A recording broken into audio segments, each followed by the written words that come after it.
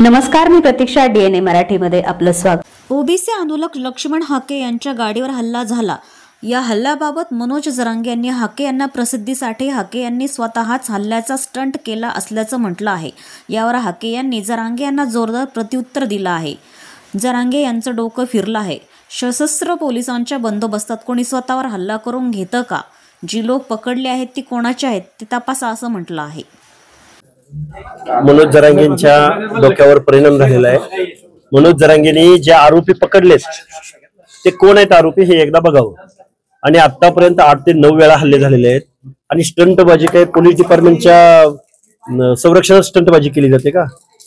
त्यामुळे माझ्याबरोबर 2 police van होत्या. 10 ते 12 पोलीस कर्मचारी विथ शस्त्रधारी म्हणजे वेपन सहित होते आणि मी स्टंटबाजी करतोय.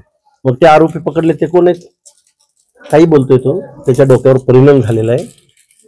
त्याच्याबद्दल हा बावळट माणूस आहे. त्या बावळट माणसानं महाराष्ट्राची काय वाट लावली आणि काय विष पेरलंय महाराष्ट्रामध्ये ते आता कळणार नाही. इथल्या सत्ताधाऱ्यांना आम्ही दाखवून देऊ. प्रतिनिधी मुंतजीर शेख, DNA मराठी, अहिल्यानगर.